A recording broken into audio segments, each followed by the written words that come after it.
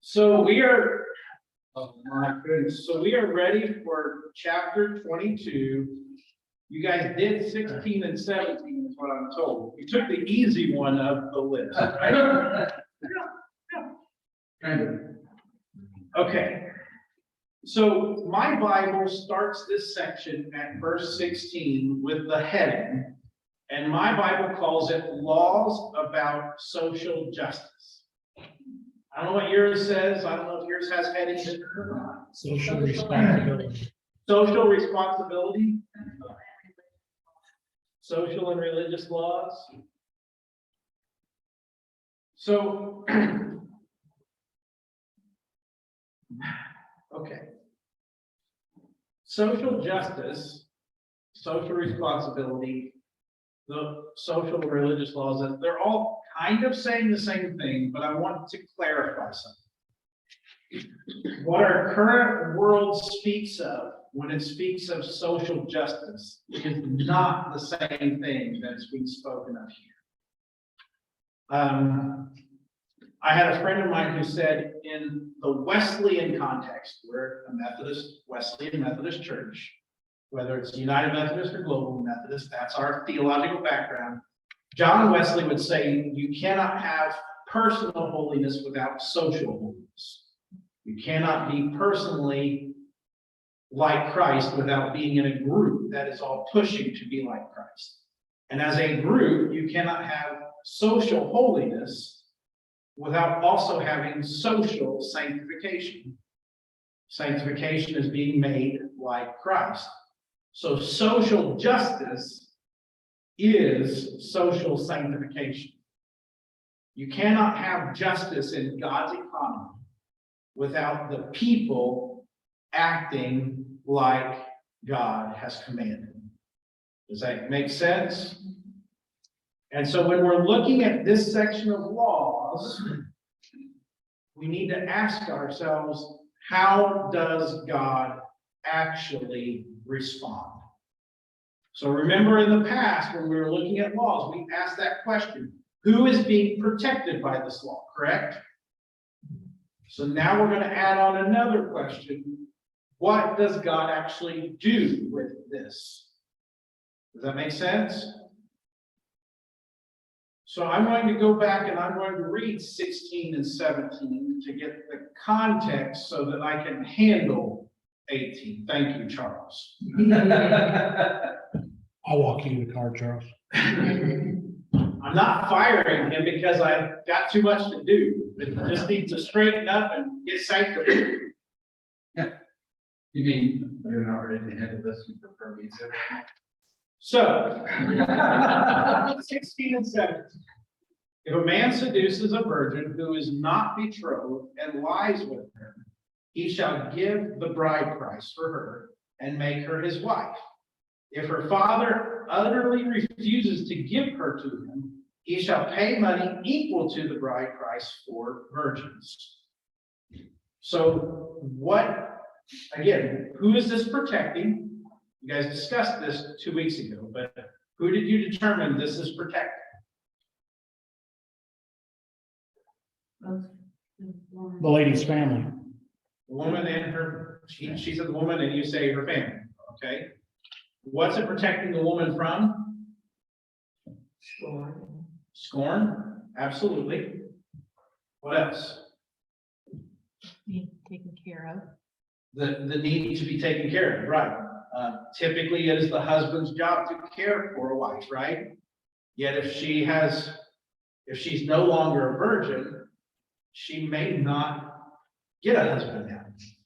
So that bride price is, first of all, understand that bride price goes to the family of the groom, but it's there to be held in trust for the bride.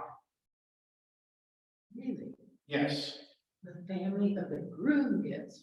The family of the groom gets the bride price because they are purchasing that woman from her family and they're taking her, and the family says, this is what we know it'll cost to care for our daughter.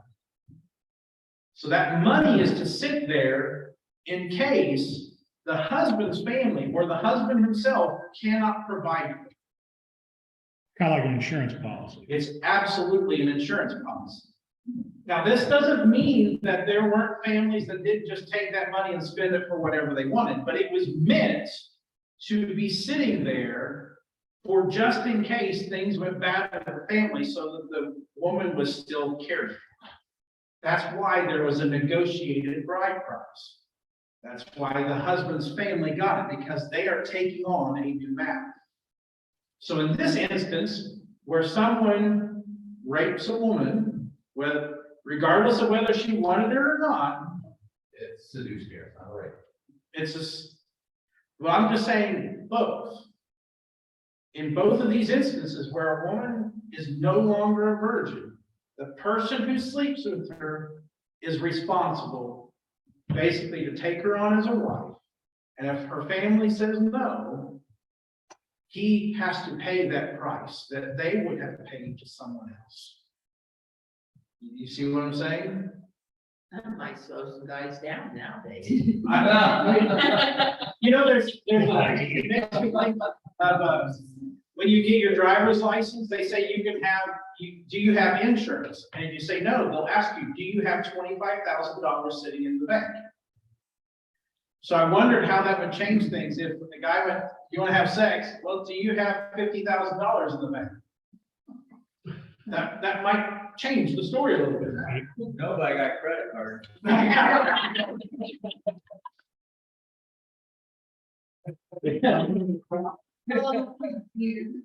18% on it. Yeah. Oh, boy, that quickly turned from 50,000 to 100,000 real quick.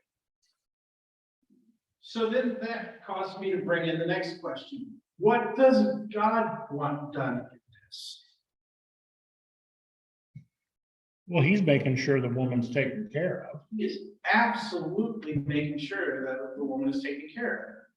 He wants to make sure that when these kind of things happen, it only happens within the marriage covenant so that the woman is taken care of. Because we all know people who found themselves pregnant out of wedlock, and a lot of times things just fall apart, especially for the young lady. Unfortunately, rarely does the young man have to do anything. And at most, what they are required to do is pay child support to care for a child, but they don't care for the mother. This is saying, if you sleep with a woman, she is your wife, and normally you would get the money just in case something goes wrong. Now you're giving up the money to care for that woman. And so God is saying, this is sacred. And it doesn't matter whether it happens by force or seduction. Now, there's a part of this that bothers me just a little bit, because it kind of tends to imply that only women can get seduced. But the reality is, in this world, in this day, men were the one who could work and make money. So if you have a sneaky woman, because it's already happened in our stories previously, If you have a sneaky woman like has happened in our stories, she could set herself up for, she could, in theory, set herself up. Think of especially Joseph and Potiphar's wife. You know, bare minimum, Potiphar could have required Joseph to pay her bride price. She was already married, but he was defiled her. She wasn't a virgin. She wasn't a virgin, but he still was being accused of it. I can't think, who were the two daughters that gave too much wine to their father? Lot. They were both virgins, right? Yes. Now, the interesting thing about that is Lot would have had to give a bride price to marry off his daughters, and now he's the one who has got them pregnant, so he still has to care for them. And as far as we know in the story, we don't know that they ever got married. So But the principle here is that people who find themselves in a situation that's normally reserved for marriage must be cared for if it's brought onto them, whether they do it willfully by being seduced or unwillfully by being raped, that this is wrong.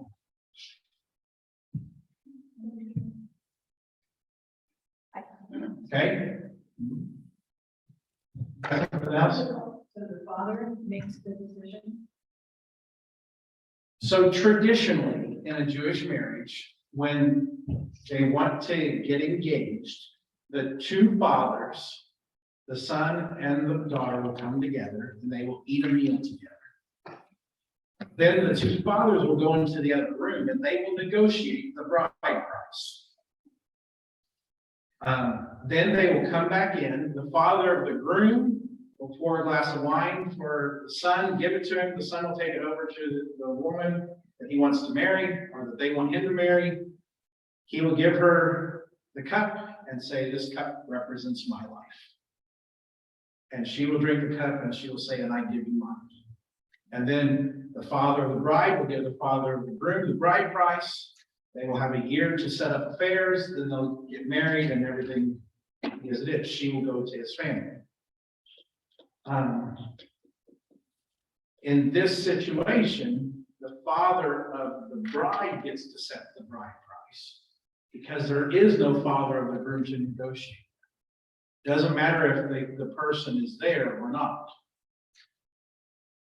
Because realistically, the father of the groom is the one who's going to be caring for this woman until more than likely his son either takes over for the clan or some brother or whoever is going to. So the head of the clan is who sets that price. But in this case, because the father of the bride is the one who's going to be caring for her, he sets that price. That make sense?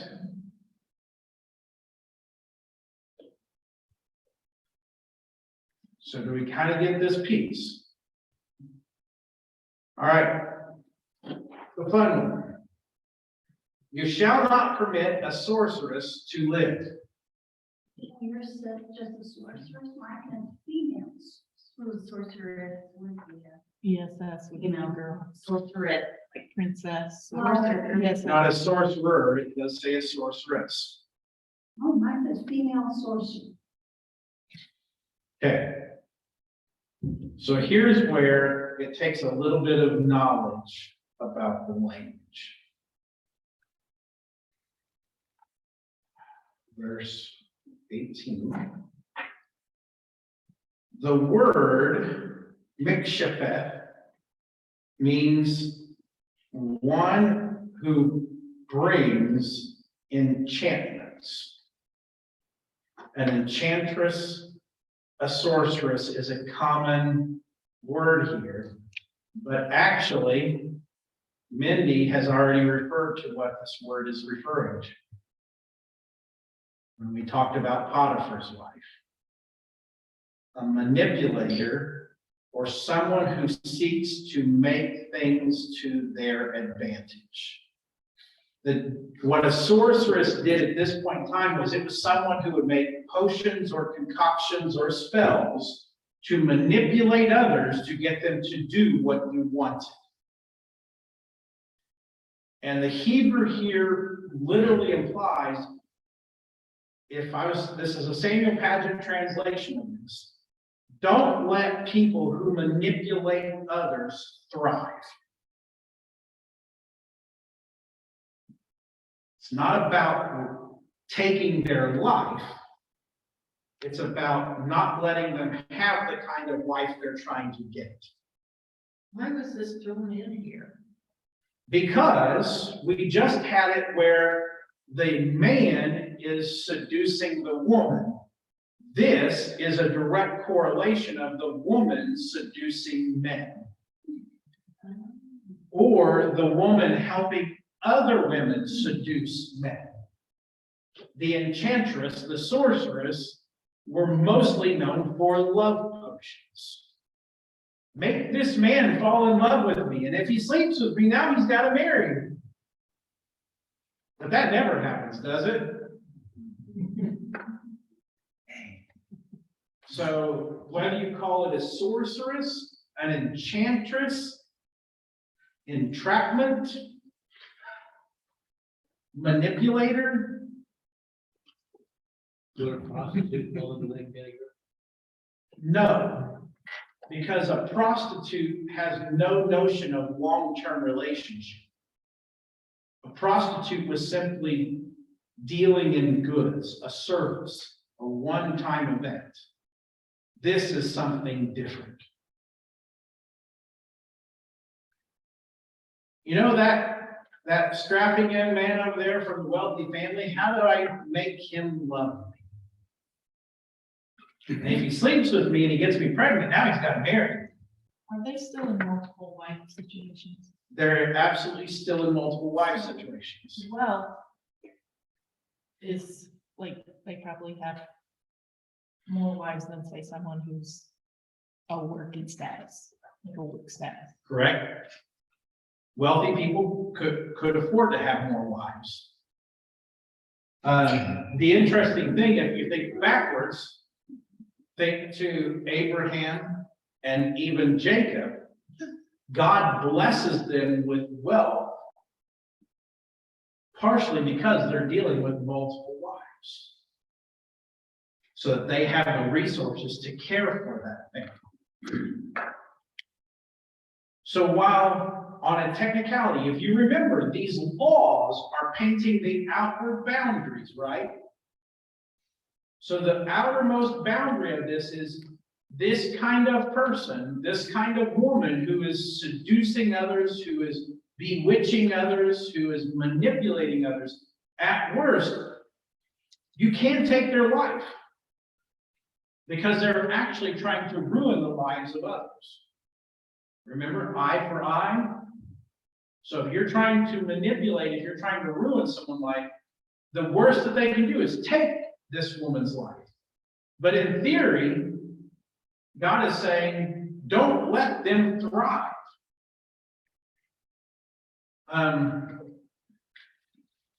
Prime example of this, not this particular one, but a similar understanding. This is my personal belief. I'm openly saying this is my personal belief. School shootings are tragic. There is nothing good about a school shooting.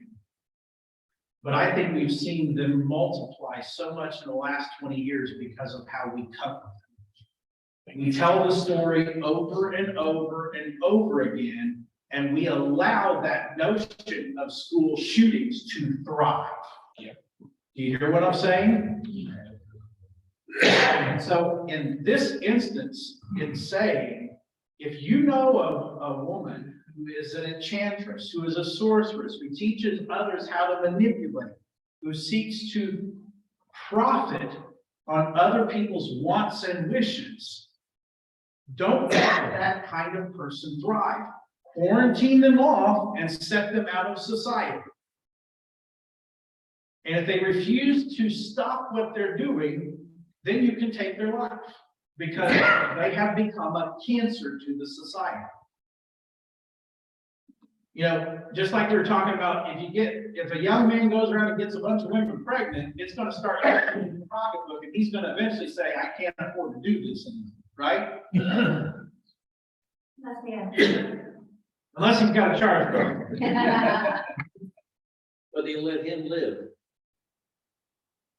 They allow this woman to live too, when she's first found out. A first offense of this doesn't condemn her to death.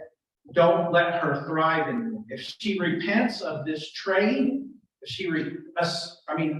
someone who is a sorceress or an enchantress is someone who is known for being good at helping people get what they want. So the maximum penalty is death. But ideally, again, you want them to repent and find a better way of living. What's the method of putting him to death? It doesn't say, but it could probably stoning or could be beheading. I don't know. And the point is, does God want anyone put to death? Really? Well, we didn't think so. We don't think so, but yet whenever we read these rules and it says, don't let them live, well, that seems like God is prescribing death. What God really wants is repentance and turning to a better way of living. But if they refuse, think again of going back to what we discussed a couple weeks back. If you have an ox that has gored, and you're not for sure that it was a bad ox, and so you let it live, now it's gored again, it's time to put that thing down. Same principle within humanity. If someone does something wrong that ruins someone else's life, you don't have to put them down, but if they keep living that kind of lifestyle, then they are forfeiting their own life because they are ruining others' lives. Does that make sense? Yeah, on surface level, this one seems worse. But when you start to think about it, when you play it out in context of all these rules, God is saying, don't let this thrive among you. Could you imagine how much different our society would be today if we told women who start to gossip and Google guys, don't do that. That's not going to end well for you. Instead of just letting them continue to do that, and then whenever a guy who wants to marry them comes along but doesn't live up to that standard and they dismiss it, now they end up never being with anybody other than the bad guys who can't care for them. You get what I'm saying?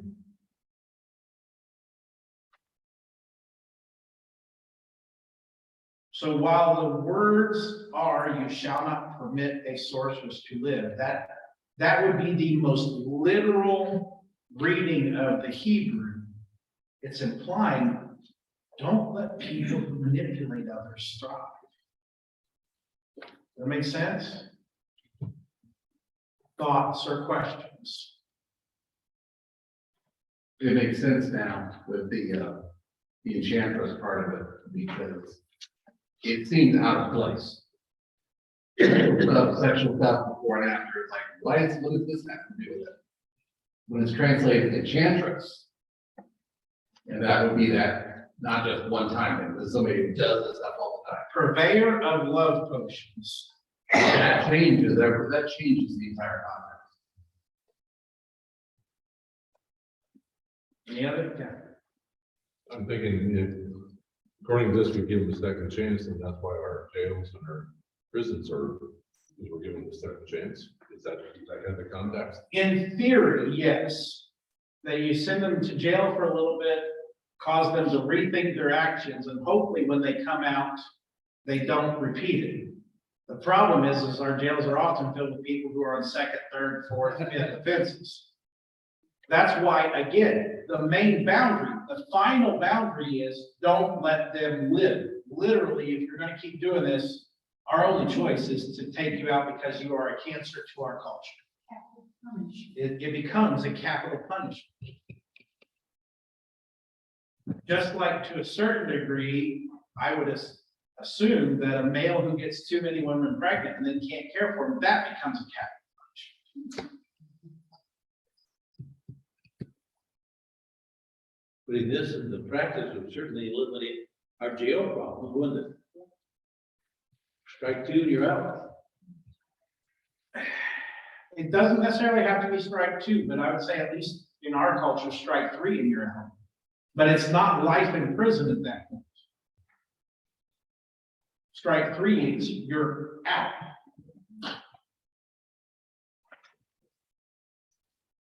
And that would change our culture. If you know the first time you're going to be in jail for a year. Doesn't matter what the crime is, you're in jail for a year. Second time, you're in jail for 5 years. Third time, you're dead. And based on prisons and jails at this point in time in human history, they didn't give you anything. Your family was responsible for feeding you and clothing you. Oh, really? Wow. So if your family wrote you off because you were done, you were only hopeful that you could get in the good graces of the jailer and that they would give you food or a blanket or a new shirt when you got his ribs or new shoes. Which is why in the New Testament, we've been reading, for those of you reading through the Bible, the New Testament a year, Paul keeps talking about he's in jail and they send him help. They send him aid. Send my coat. Because the jailer has no responsibility to care for him.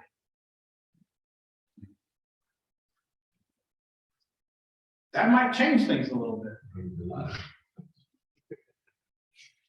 But considering, also, you talk about a year in jail, but it wouldn't be a year in jail.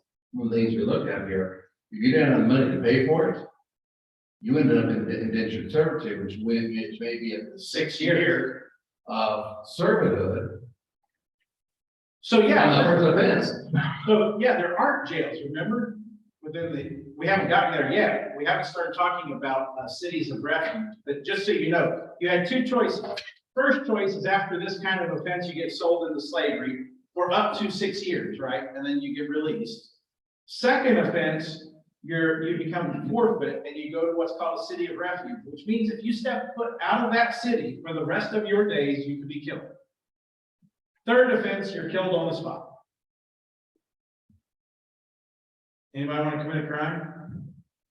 If that's our punishment scale. Any statistics on the crime rate at that time? We don't have a watch. But I would assume it might curtail crime a little bit. Jails weren't full. Jails weren't full. Any other questions? 19. So let's go on. Let's continue this thought. Whoever lies with an animal shall be put to death. That's just totally gross. It is very much totally gross. So again, we're establishing the outward boundaries here, right? They shall be put to death. Has nothing to do with their family or their friends. You are responsible for your own actions. But again, if we read the softer reading of it, in the same way that we isolated sorceress, don't go publicizing bestiality. Don't make a big deal out of it. Quarantine it. Get it out of your culture. Get it out of your community. Don't let it thrive. Is that a common practice that it has to be listed? Mine says something about performed by pagan gods and demigods in Babylon king.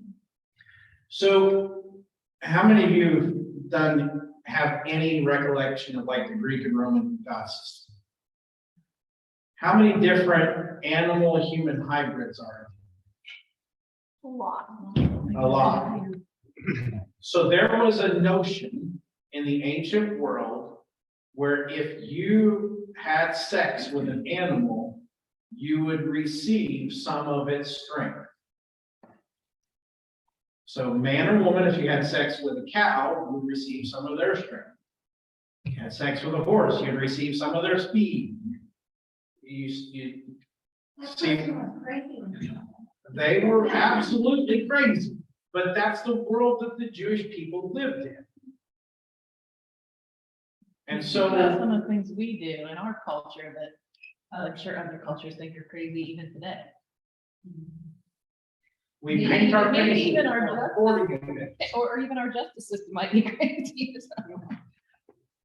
So again, this is looking at the world that they live in where it was perfectly normal within the broader culture of the world to sleep with animals in order to try and get the benefit of that animal. And they're saying, because again, who provides your strength? God. Who provides your speed? God. If you sleep with, a sheep that has wool, God's the one who keeps you warm. If you You have sex with an animal that has lots of kids, so that hopefully whenever you sleep with your wife, you can have lots of kids. Or vice versa, you have your wife sleep with an animal that don't. God's the one who provides what you need.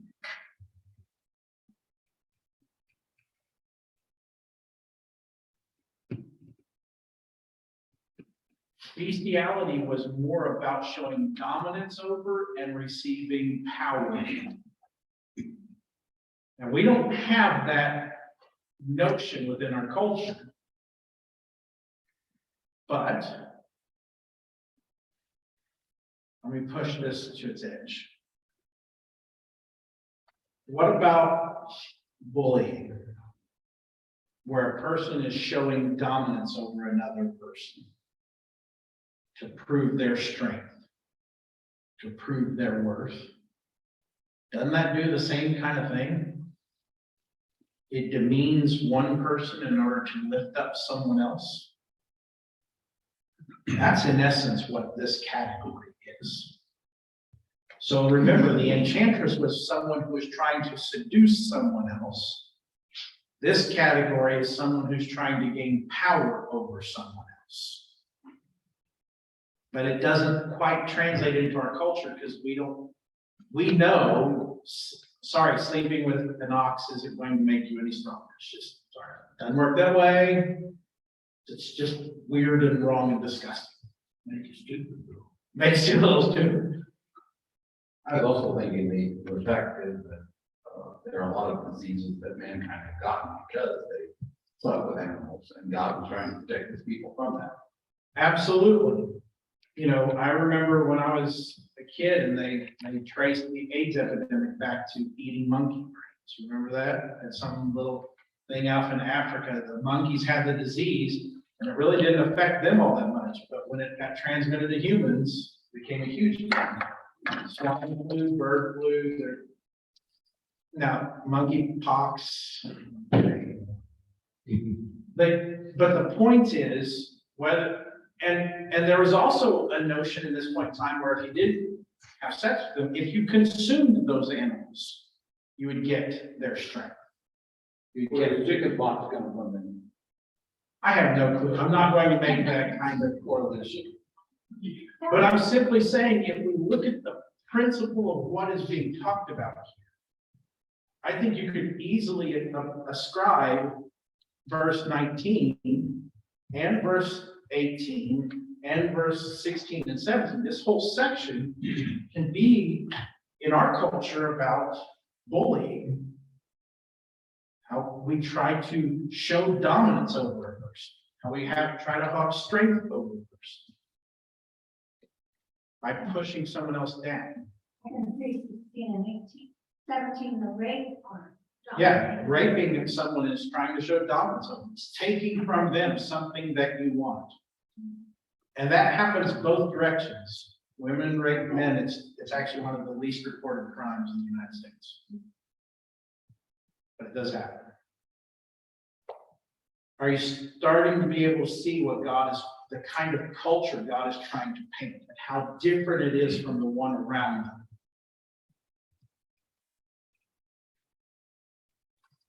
Any other thoughts on 19? The thing of it is we still have that stuff going on now. We I do. mean, people are marrying computers and IA, whatever, and marrying their dog or cat or whatever, and I think it was North Carolina that issued a marriage license between a woman and her cat. I don't know that they're having intercourse, but Oh, dear. not sure how that works. But we have crazy things going on in our culture, and what we tend to do is we put it in the tabloids and we promote it. And then we wonder why we see a bunch of crazy things, like in the news a couple weeks ago, where there's a school system that's requiring every classroom to have a litter box. You heard about that? I think it was fake news. You think that was fake news? I don't think it probably is, with all this new bad stuff coming out. They can't pray in class, but they can have a litter box. Well, that's right down. So, yeah. Just to clarify, we move to verse 20. Whoever sacrifices to any god, other than the Lord alone, shall be devoted to destruction. Don't go seeking the blessing of any other god. Don't go seeking the blessing of any other being. Don't go seeking to dominate yourself over another person, whether through enchanting or love potions or your own sheer force of will. Your level of relating to another person is meant to be through God and how he sees us all as equals. Interesting that our culture glorifies entertainment. Yeah, we glorify entertainment. We sacrifice to entertainment. We spend a whole lot of money on entertainment. We may not have these kind of things happening, but the #1 money-making industry in the United States that does not have to do with actually building or making something is what? You might know? Not sports, not gambling, pornography. Pornography makes more money than any other industry that is not tied to production. Now, is that any different from what we've just read? Maybe it's socially acceptable though, right? Because we're not actually doing those things to anybody else. We're just watching it happen on the screen.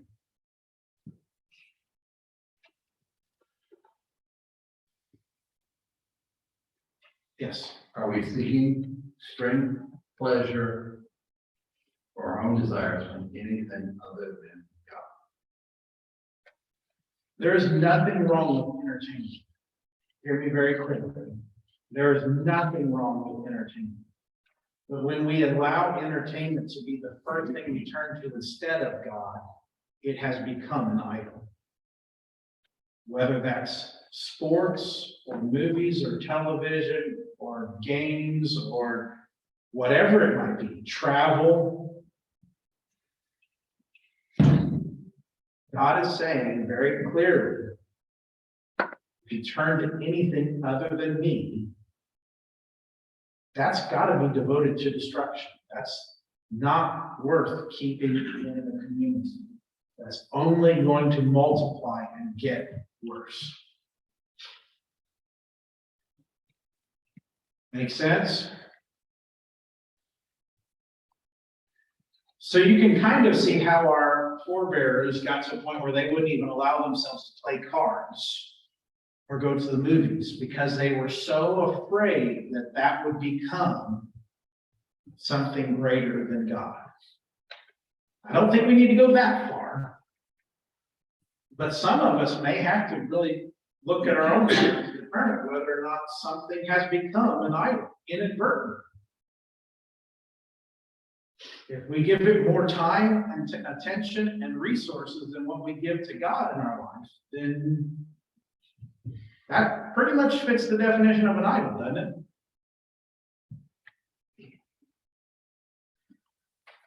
At my home church, a guy I know really well, he doesn't attend there anymore because for the first time ever, they got up to where they could afford season tickets to the Colts.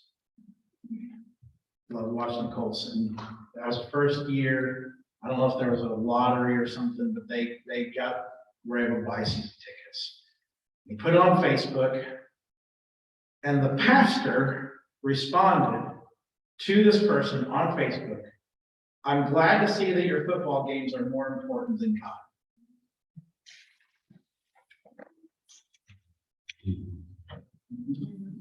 That's an assumption that was probably wrong. I would never say that, and they stopped attending the church, and I don't even know if they're going anywhere now. I think they are, but I don't know. But the warning might have been something to, if you had the right relationship with the parishioner, it might not have been a bad thing to warn a person against. But season tickets does not mean that you've made football more important than God. But I know people for whom football is far more important than God. They won't miss a football game. But they'll gladly miss church and Bible study and anything else. That's a different priority. Do you get what I'm saying? These laws are about social justice, social holiness, social sanctification, the community as a whole. What are the things that we're going to allow to happen within our midst? And do they bring us closer to God, or do they push us away from God? Do you get what I'm saying? Which is why traditionally churches have done their best to fight against strip clubs. While it doesn't technically cross the line, it often sets people up to cross the line. While the church has fought against alcohol, alcohol isn't the problem. The industry around it is. Tobacco, in and of itself, it's not good for you, but it's not the problem. The culture that made it to where you want little kids to smoke cigarettes, and then when they turn 18, they've already got lung cancer, that's the problem. Social justice is about social holiness. And as the church and as the body of Christ and as the kingdom of God, even back in the Old Testament, what are the things that you're going to let be okay within your society? And do they push people closer to God? Are they neutral, or do they push people away from God? And actions and thoughts and deeds that push people away from God should be quarantined and removed from the body. Well, today, look at all the kids that are in sports things that play on Sunday morning. And the parents allow that. Now, for the record, I'll say this. In some ways, we as the church have lifted up Sunday as better than every other day. And Paul makes it very clear that no day is better than any others. But you should have a day that you choose to set aside for Sabbath and for worship and for rest. Which is why at our last church, we decided rather than fight against the Sunday morning sports, we started offering a Wednesday night service and a Saturday night service. Because it was more about inviting people in and trying to give them a better option than trying to shame them out of doing what they're doing to choose church as if they would know that's a better option. Which is why, again, I think it's using quarantine language, and we'll see this, especially in Leviticus. It uses that kind of quarantine language far more than it does just taking it out. But yeah, I think in many ways, sports has become an idol for our culture. Absolutely it has. Nothing wrong with physical activity, nothing wrong with competition, nothing wrong with paying someone else to be in that competition and for us to get enjoyment from it. All that's perfectly okay. So long as you're not taking away from the resources that are devoted to your family. In theory, there's nothing wrong with gambling, so long as you're not taking away resources from your family. If you've worked out your budget and you've got $20 left at the end of the week, whether you spend that $20 going out to eat, whether you spend that $20 going out to the movies, whether you spend that $20 to go up and watch a Comets game, or you spend that $20 on scratch-offs, it's all entertainment. The problem is each of them can be seductive in their own way. Now, if you spend that $20 on scratch-off and now you make $40, and then you spend all that $40 and you didn't win anything, so you pull another $20 out, now we got a problem, right? You see what I'm saying? God is trying to get his people to be intentional with how they live their lives on an individual basis and how they live their lives on a corporate basis. Does this make sense? as parents, when our kids got into high school, Melissa and I said to our kids a lot, we don't care who you're friends with, but we need to ask, are you a good influence on them or are they a bad influence on you? You can be friends with the bad kids so long as you are a good influence on them. But the moment they start to drag you down, that's not good anymore. And we told our kids, you better never be the bad influence on somebody else. Is this making sense? Any other thoughts or questions before we do the next one? Nothing on the chat yet, huh? Real quiet. They're quiet. Amy's not. I'll throw something out. Also, why are we doing these things? When they say we're doing it for entertainment, are we doing it for just because we want to entertain ourselves? Or are we secretly hoping we'll win the lottery, because the lottery will solve our problems? Then you're basically just sacrificing at the altar of the new God. You think the lottery will solve your problems? That's taking $20 that you could have used to buy your lamb and take it to the altar and give it to God, and instead you're putting it at the altar of the lottery, and hopefully the God of the lottery will bless you and solve all your problems. I'm just hoping God will use the lottery to solve all of our problems. Giving them an option. You're giving him an option.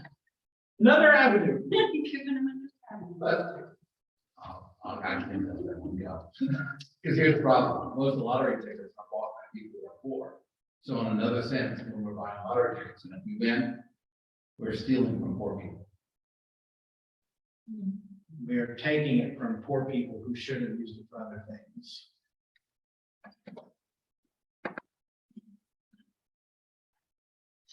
Not all of it came from poor people. Not all of it. No, I mean, you know, I don't know that there's anything wrong with like the office pool where a group of people or colleagues, they get together and they put the money in and whoever wins whatever the competition is, they get that. That's not a big deal. That's purely for fun and entertainment. But we do have to be cautious because a lot of our lottery and gambling systems are designed to prey on the poor. And that's very different. And then have one winner win $1 billion. And 99 times out of 100, those people are broke within 10 years. Well, I don't know about $1 billion, but they say if you win $1 million, 90% of those people are back where they were then. If not worse. Not worse. So are you seeing now how these rules, while they are literally about the words that are there, but they're painting a picture of a far bigger reality? Are you getting that? So let's go on, 21 through 24. You shall not wrong a sojourner or oppress him, for you were sojourners in the land of Egypt. You shall not mistreat any widow or fatherless child. If you do mistreat them, and they cry out to me, I will surely hear their cry, and my wrath will burn, and I will kill you with the sword, and your wives shall become widows, and your children fatherless. That one comes with a little bit of stinging promise, doesn't it? Don't mistreat other people just because they're different from you. Because if you do it, God might bring somebody else along to do it to you. Because you were that person. We all at times have been the outsider, haven't we?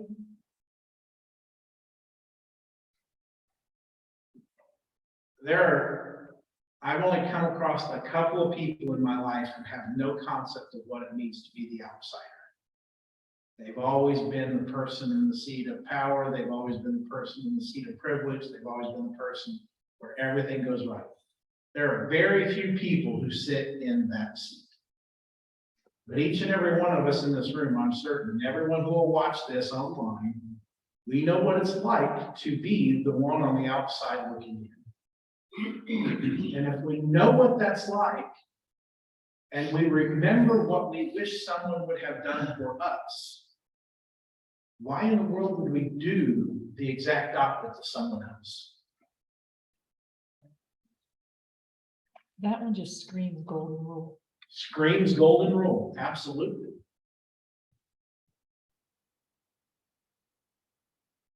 And the golden rule is explicit in Leviticus. We'll actually see it written out. But are you starting to see the culture that God is wanting to build? It was foreign to them, and let's just be honest, it's foreign to us. We don't know what it would look like to live in this kind of a society, where real justice is served, where real holiness is lived out, where people are genuinely treated with respect and cared for and provided for.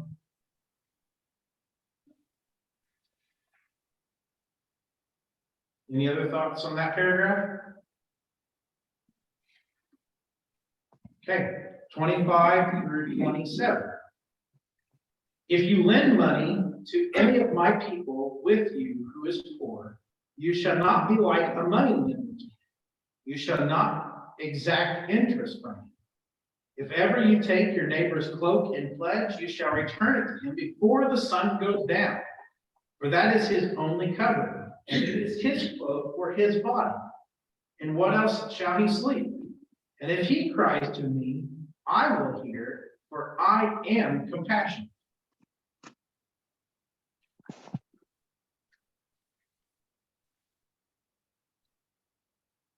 So you gotta give the collateral back before you get paid back.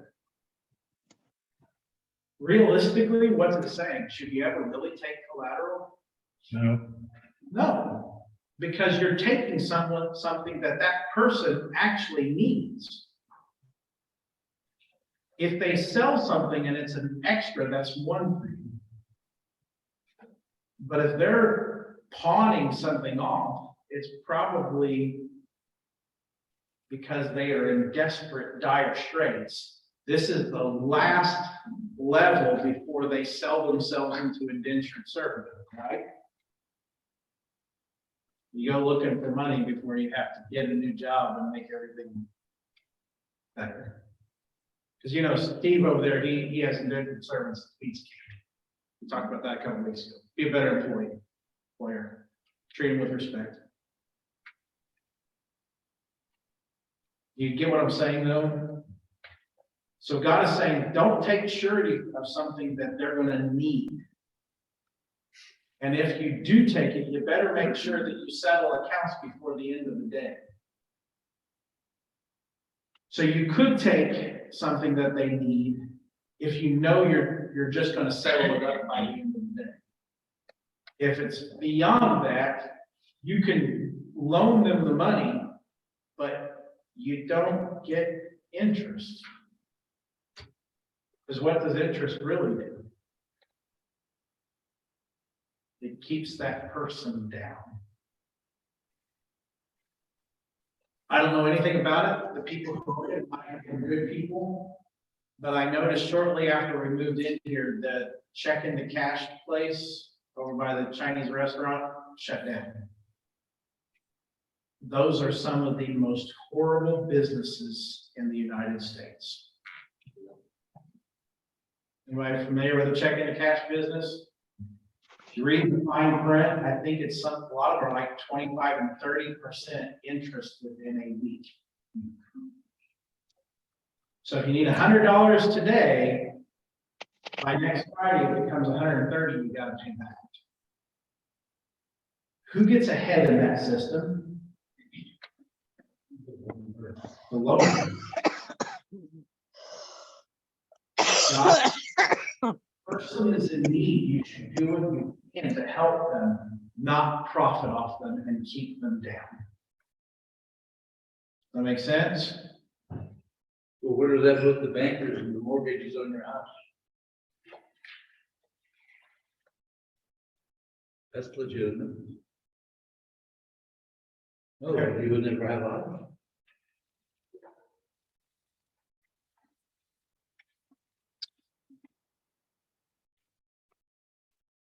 there is a level that is okay. And then there is a level that is not okay. I'm thinking of the most recent housing mortgage bust, what was it, the late 2000s, when a bunch of mortgage brokers were put under because they had bad mortgage practices. Charles over here makes $50,000 a year, but we're gonna give him a mortgage for $500,000 because, you know, he can afford that. And so they put him into a mortgage that he can't actually afford to pay because he wants that kind of house. And then he ends up in the rears, and then you end up with a house that's not being cared for, and the whole community suffers because property values plummet. One person is not just put into slavery, but they're put into slavery and it drags everybody else around them down. There is an appropriate level of interest. And then there's a non-appropriate level of interest. And let's just be honest about something. And I can honestly say this, Melissa and I have had this discussion. When we were young, we fell into the trap too. We have fallen, our culture has fallen into the trap of saying, this is what the standard of living is. You gotta have a nice home with 2 cars and a wonderful TV and good internet and all the cable accessories, and you gotta be able to go out to eat at least once or twice a week, and you gotta go to the movies, and you gotta have the pay-per-view stations, and you gotta be able to take an expensive vacation every year, and that's what standard of living is, right? No. Because let's just be honest, when you take out a loan, is that any different than becoming an indentured servant? It's the same thing, isn't it? We just call it a different name. A lot of people gave him flack for it, but I actually said I thought it was a good idea whenever, bad terminology, but when Mitch Daniels took over at Purdue and he wanted to bring back indentured servanthood, that you could sign up and go to college and he would find businesses that you could work for 5 years after you graduated. And once you graduated, you'd have an automatic job, and after they would garnish your wages for the first 5 years. And then afterwards, your college would be paid off and you could continue to work for them, but you got the degree and your college was paid for. He used the word indentured servanthood, and that's what got him in trouble. But the principle really isn't any different than taking out student loans. But it's actually better because student loans, they hit you for 10 years, if not 20 or 30 years. Not anymore, what you're giving them. If you can make it through government hoops. Yeah. Let's just be honest, government hoops are ridiculous. But do you get what I'm saying? We have allowed some of these things to become socially acceptable because we don't call it indentured servitude. We just say you take out a loan.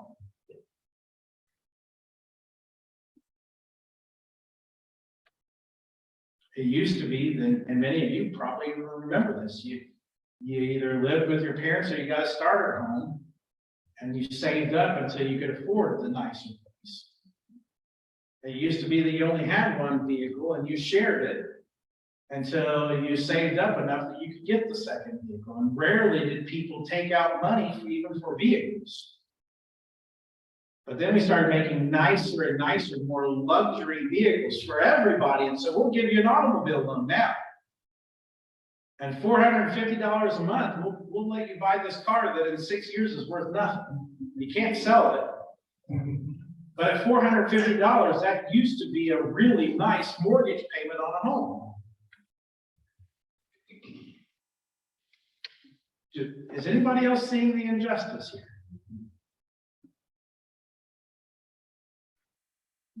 And we have culturally let that in. And not only have we culturally let it in, but we've said it's normal.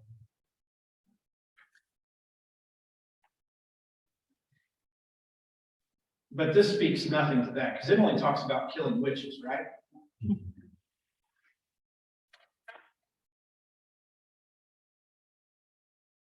Am I meddling too much? Am I starting to preach? Any thoughts? Some of this idea of blending, you know, also, this was to people in this culture who had property, they were in a bad sense. And they were on the verge of maybe losing that. So if you were actually this would be taking advantage of them because they're on a bad place. And God didn't want them to do that. They wanted them to watch out and love one another, treat each other right. And help your neighbor get out of that place that he's in, not take advantage of it. Absolutely. Has anybody in this room been one paycheck away from bankruptcy? Anybody? Or you didn't know how you're gonna pay the bills? Or you didn't know? Never been there, huh? Anybody know anybody who's been there? Did you just talk about it? Did you ignore it, or did you do something? I seem to recall the first time God mentions blessing anybody. This is back over a year ago now. God says, I am blessing you that you might be a blessing to others. Does anybody in this room have more than you need? Do you use that blessing to help others? Try to. I'm assuming you do. I don't think you'd be in this room if you didn't. But do we understand the responsibility God has given us by blessing us? And I think more often than not, we don't.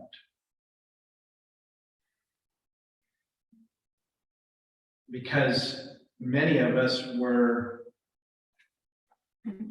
whether we knew it or not, one bad week at the office and they start laying off people, and now we don't know what we're going to do.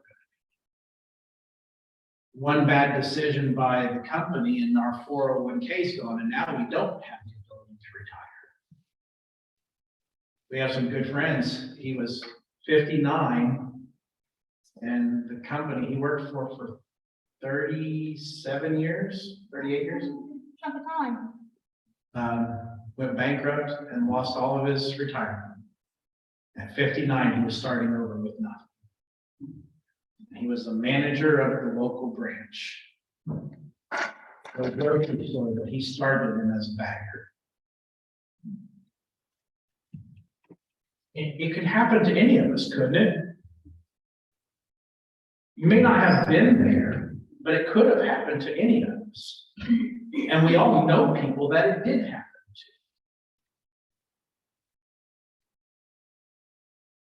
to. God wants us to have compassion because he has compassion. He heard them crying as slaves and he delivered them. And he wants us, whom he has delivered, to join him in the work of delivering others.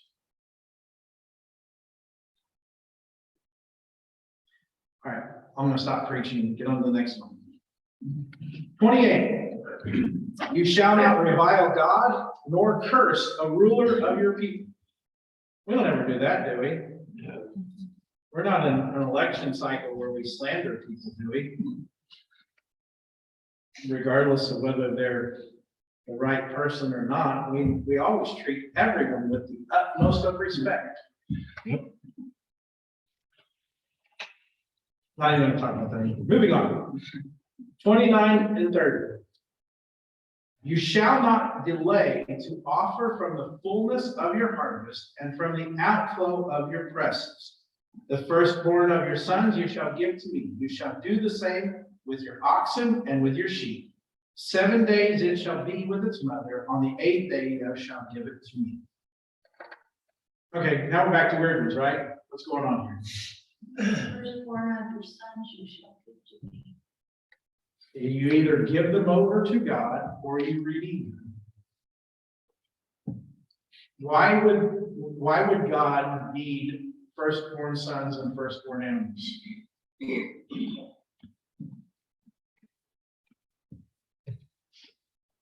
Firstborn son inherits the family wealth. I don't know. I don't. Correct? Absolutely. Did they have an inheritance prior to God saving them? No, No, they were slaves. So the reason God asks for the firstborn is because he is their inheritance. Now, you can redeem your firstborn. We've already seen that. But this is exactly what, if we get there, in 1 Samuel, Hannah is praying desperately for a child, and when she finally gets pregnant, she gives Samuel over to the temple.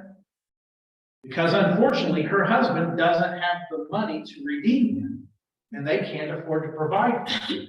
But the story, when you read it yearly, she brings new clothes for him. And she does her best to provide. But why would God need servants and animals and produce? Does God need servants and animals and produce? No. God doesn't need any of that. In fact, in the prophets it says, don't even bring me your sacrifice. I detest the blood of bulls and animals. What I desire is your heart. We just spent the whole section of talking about some weird things to talk about how to care for each other in culture, right? So if this is about social justice, if this is about social holiness, if this is about social sanctification, why would God ask for stuff? To do his work, or to help with his work. to help others. You don't trust? To help those who can't. Well, God gave his firstborn for us. And absolutely God gave his firstborn for us. When we were talking about the bride price, I thought somebody might have gone there. God negotiated with himself and gave his best, his firstborn son, to redeem all of us and bring us into his family. And he didn't require anything for us. He paid his own price. But this requirement here is so that when you don't know anybody that you can help with your blessing, the priests in the temple will. It's to give a storehouse for the community to help those who no one is there to help. So in somewhat, kind of like the government giving assistance. In its best, yes.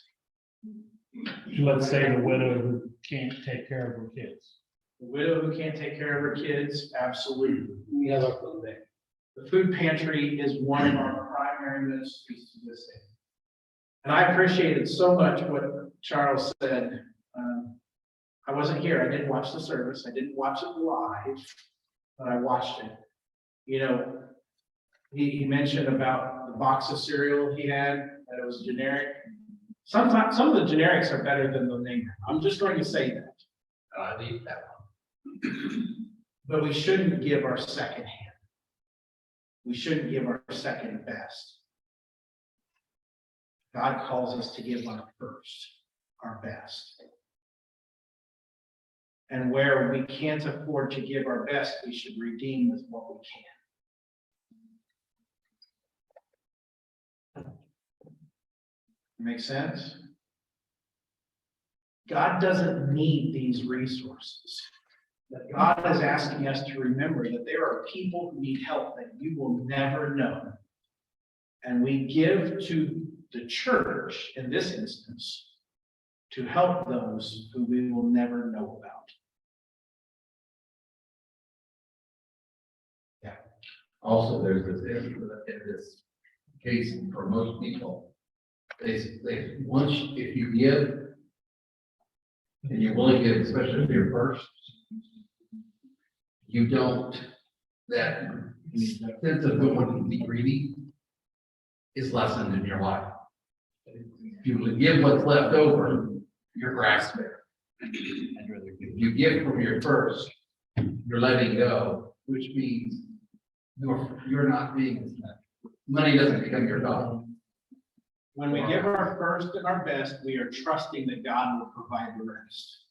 When we give our last and our worst, we're saying, well, I've got what I need now, I guess I'll have somebody else, so that I can feel better about me.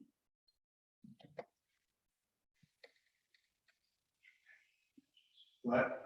It makes you less. And it does. When you approach life that way, it diminishes you. It doesn't lift you up.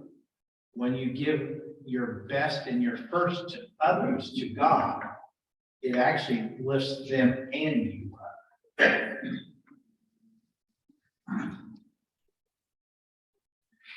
Any other thoughts? Hey, we finished the chapter. Wow, It's been a while. I don't know what time it is. Do we still have time to finish the chapter? I'm at 31. that's 7 minutes. 31. You should. Oh, okay. I was rereading it.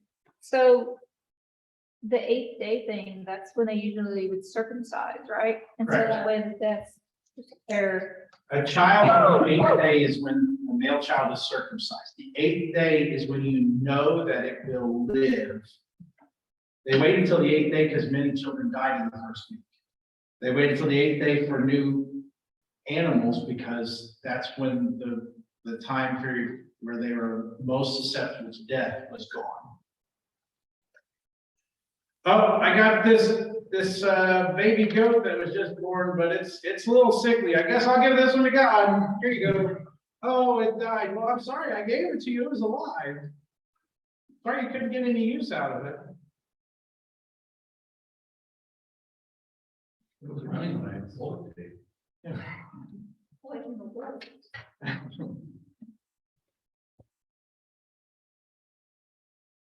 Finish chapter? oh my God. No, it's okay. It's a good point. 31, you shall be consecrated to me. Therefore you shall not eat any flesh that is torn by beasts in the field. You shall throw it to the dogs. So I shouldn't have taken that dead deer that was alongside the road. Probably not. Let's Because get by when you car. buy a car. That, The car could be the beast. there is a difference between a deer that has just been hit and you shoot it and take it home, or the police are right there and they shoot it and take it home, and a deer that's already dead. What happens to a deer that's already dead? It ages. It ages. Death sets in fast, and death brings with it toxins. The body is no longer filtering out the toxins. Yes, and the warmer it is, the faster it gets. But so what is God saying here? We've been looking at this whole section about being a socially holy, godly people. What is this implying? We shouldn't be like animals. We shouldn't be like animals. No, that's really, I mean, we expect wild animals to tear at each other and destroy one another. We should be better than that. Yet is humanity rarely better than that? I mean, if you don't doubt my answer that we're not better than that, anybody turn on the news recently? You ever seen high school boys come eat a pizza buffet? Pizza out, you pull back a stubby limb. Now, I want to have a little bit of a discussion here, and I realize we're close to time. But I want to talk about that I think that the term dog here is a bad translation. There is a difference in Hebrew between dogs that are pets and dogs that are wolves. Okay? This is talking about wolves, things that are seeking to devour. And just for the record, when Jesus calls the Syrophoenician woman a dog, He's not talking about a wolf. He's talking about the pet that you care for like it's a part of the family. Do you get that distinction? Unfortunately, in our English language, we translate them both as dogs, which is technically correct. But there's an implication about the difference between an animal that tears at you and is wild versus an animal that is tame and is a companion and a helpmate and a friend.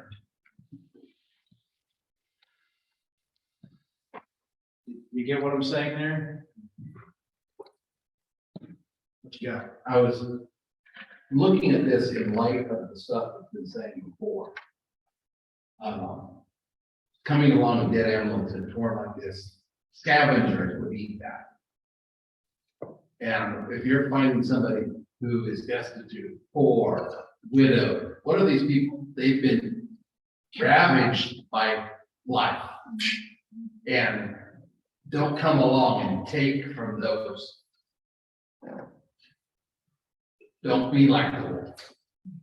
Be holy. But Jesus wouldn't say anything about this in some kind of a parable about a man who was ransacked along the side of the road and the priest wouldn't touch him.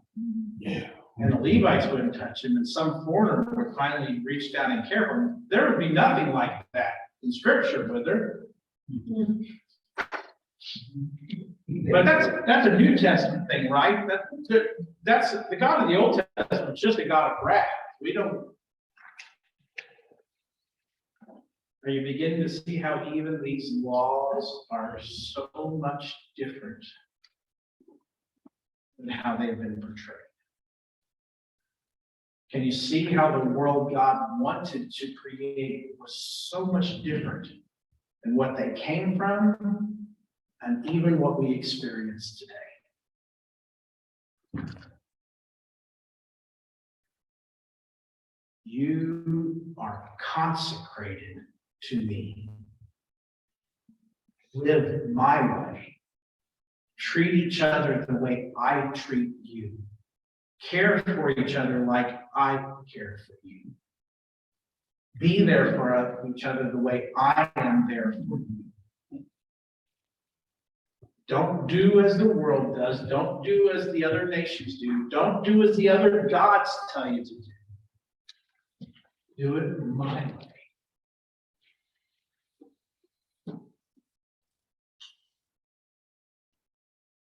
Any final thoughts? And let's pray. Lord, your word tells us that your thoughts are so much higher than ours. That your ways are so much better than our ways. And Lord, when we read your rules, it's so easy to read them only from our broken and angry and hurt human standpoint. But Lord, when we step back and we begin to look at them from your eyes, and we begin to think about the world you're longing to create, Lord, we're in awe. Help us to take these principles. Help us to take this picture of the community of the world that you want.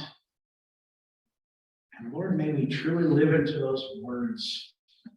Your kingdom come, your will be done here on earth as it is in heaven. And may we glorify you by all that we say and do as we take your blessings and use them to be a blessing to others. It's in Jesus' name I pray. Amen. Glad to be back. Sorry to miss you guys last week and a half-ish, half of the lesson. But I never cease to be amazed. I'll be honest with you, I've not spent this much time digging into these laws. And it's neat to begin to see the picture of what God wants to do. Blessings to you all. I'll see you on Sunday.